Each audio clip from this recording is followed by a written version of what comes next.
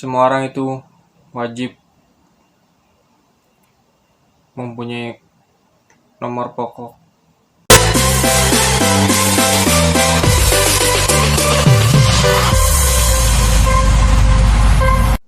Oke, sebelumnya saya Wali. Assalamualaikum warahmatullahi wabarakatuh.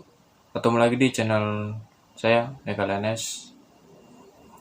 Kali ini saya akan membahas tentang ketentuan perpajakan yang ada di Indonesia. Karena kita tinggalnya di Indonesia. Oke, sebelum lanjut ke pembahasan, alangkah baiknya untuk like, komen, dan subscribe. Dan jangan lupa tekan tombol notifikasinya agar tidak ketinggalan video-video terbaru dari channel Haikal ANS. Oke, kita akan langsung aja ya ke materi pembahasannya. Ketentuan pajak. Yang pertama adalah NPWP. NPWP adalah nomor pokok wajib pajak. Yang kedua adalah SSP, surat setoran pajak. Yang ketiga adalah surat pemberitahuan pajak. Surat pemberitahuan atau SPT. Selanjutnya adalah surat tagihan pajak atau STP. Selanjutnya adalah surat ketetapan pajak SKP. Dan ada juga nomor pengukuhan pengusaha kena pajak atau NPPKP. Oke. Yang pertama yang akan saya bahas adalah NPWP. NPWP adalah nomor pokok wajib pajak. NPWP itu adalah sebuah pengenal untuk wajib pajak yang bisa dibilang seperti kartu ya.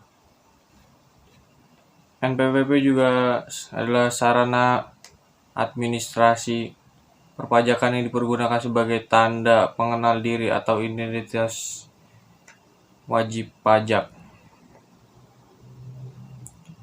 Bisa dilihat ini adalah gambar kartu NPWP.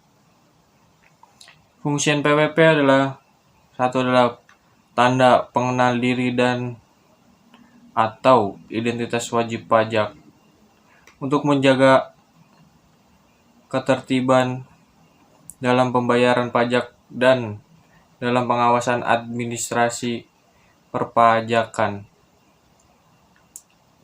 Semua orang itu wajib mempunyai nomor pokok wajib pajak atau NPWP yang dimana orang tersebut sudah berpenghasilan atau berusaha.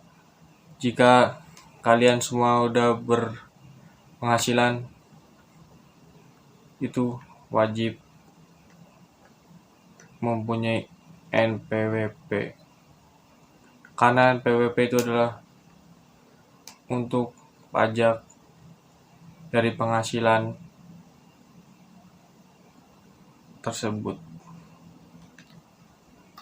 Dan sekarang juga NPWP bisa didaftarkan secara online.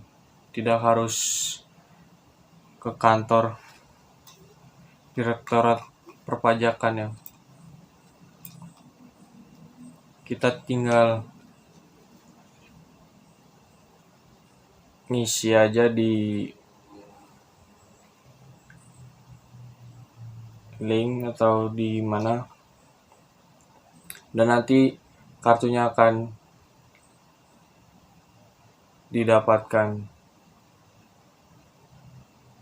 diantarkan ke rumah. Biasanya sih melalui pos ataupun yang lainnya. Semua wajib pajak berdasarkan self-assessment. Self-assessment yaitu suatu sistem pemungutan pajak yang memberi wewenang kepada wajib pajak untuk menentukan sendiri besarnya pajak yang terutang. Berarti kita sendiri yang tahu berapa penghasilan kita, berapa nanti pemerintah yang akan menentukan pajaknya. Dan jika Anda sudah berpenghasilan tapi tidak mempunyai NPWP atau tidak mau bikin NPWP, itu akan ada sanksinya ya.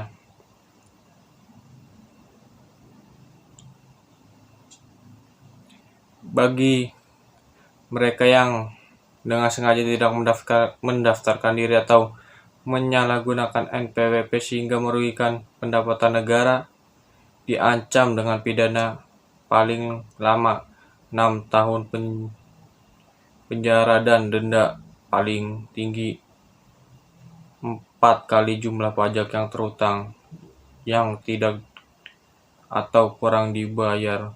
Wow, kita tidak membuat NPWP aja bisa 6 tahun penjara. Oke.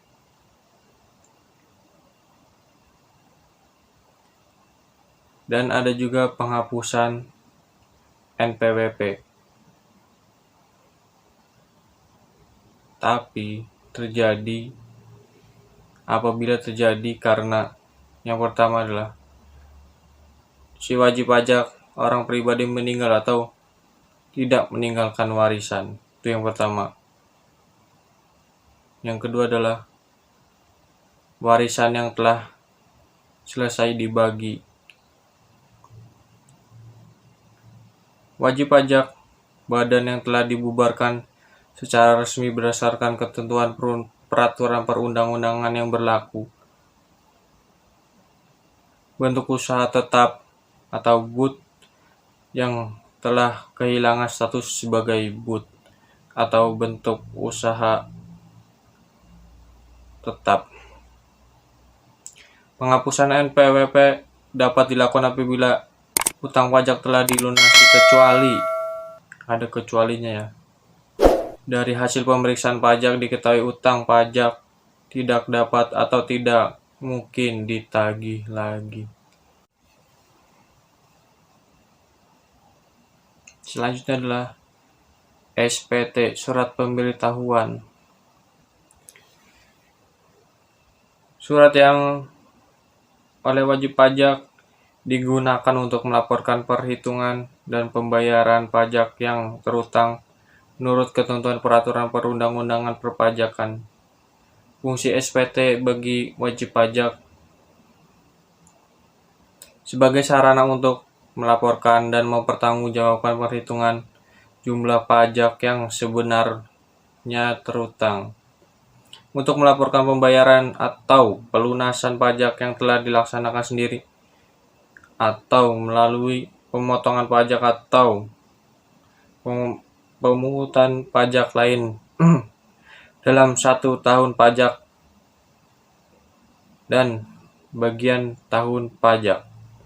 Untuk melaporkan pembayaran dari pemotongan atau pemungutan tentang pemungutan pajak pribadi atau badan lain dalam satu masa pajak yang ditentukan berdasarkan undang-undang perpajakan yang berlaku. Di sini juga ada masa pajak. Masa pajak yaitu jangka waktu yang lamanya sama dengan 1 bulan kalender atau jangka waktu lain yang ditetapkan dengan keputusan Menteri Keuangan paling lama 3 bulan kalender. Dan ada juga tahun pajak, yaitu jangka waktu 1 tahun kalender kecuali wajib pajak menggunakan tahun buku yang tidak sama dengan tahun kalender tersebut. Oke, selanjutnya adalah SSP. Surat setoran pajak, yaitu surat yang oleh wajib pajak digunakan untuk melakukan pembayaran atau penyetoran pajak terutang ke kas negara melalui kantor pos atau bank BUMN atau bank BUMD atau bank lain yang ditunjuk oleh Menteri Keuangan. Adapun fungsi SSP tersebut sebagai sarana untuk membayar pajak, sebagai bukti dan laporan pembayaran pajak. Selanjutnya adalah STP, surat tagihan pajak. Surat tagihan pajak yaitu surat untuk melakukan tagihan pajak dan atau sanksi administrasi berupa bunga dan denda pajak. STP dikeluarkan apabila pajak penghasilan dalam tahun berjalan tidak atau kurang dibayar. Selanjutnya adalah SKP, surat ketetapan pajak. Di sini juga ada SKP dibagi menjadi 4 jenis, yaitu 1. Surat ketetapan pajak kurang bayar atau SKPKB.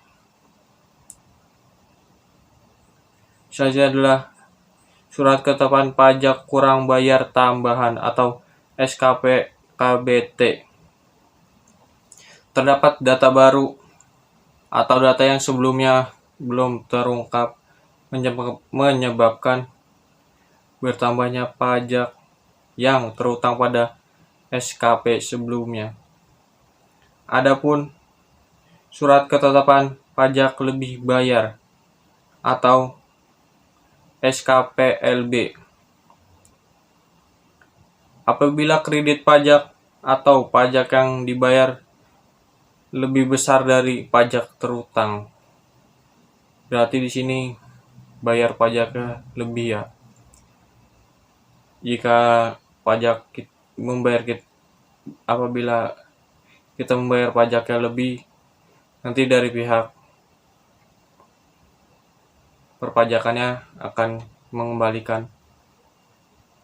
mengembalikannya. Selanjutnya adalah SKPN, surat ketetapan pajak nihil.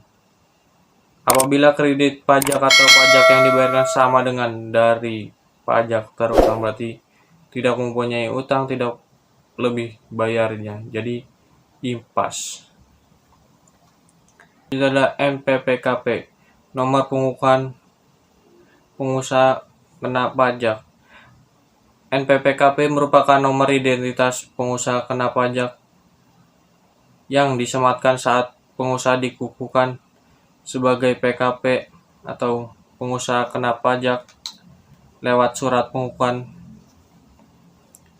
Jika pengusaha sudah mendapatkan NPPKP, berarti pengusaha kena pajak tersebut dinyatakan sudah resmi menjadi pengusaha kena pajak, dan dengan demikian terkait kewajiban perpajakan yang diperuntukkan bagi pengusaha kena pajak.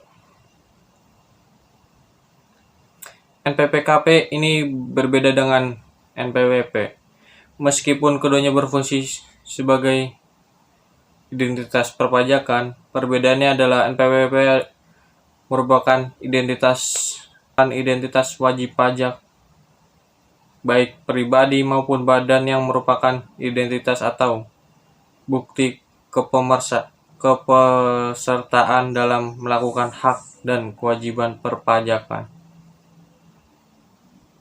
Sedangkan NPPKP lebih menitik beratkan pada identitas wajib pajak, perorangan atau badan yang terikat pada kewajiban perpajakan untuk pengusaha kena pajak. Berarti NPPKP itu untuk pengusaha-pengusaha, jadi dibuatkan NPPKP, nomor pengukuhan pengusaha kena pajak.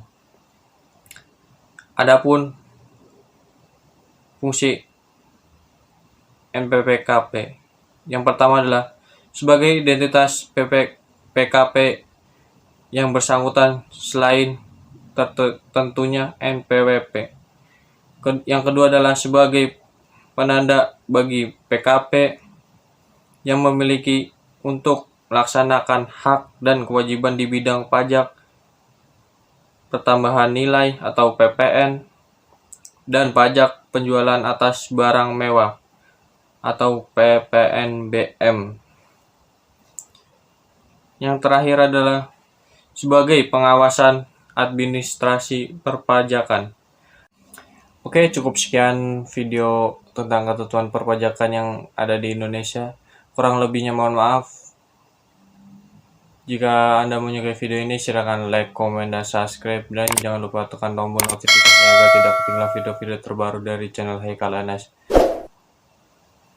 Oke, terima kasih sudah menonton video ini. Semoga bermanfaat. Oke, cukup sekian. Saya akhiri. Wabillahi taufiq wal hidayah. Wassalamualaikum warahmatullahi wabarakatuh. Semangat.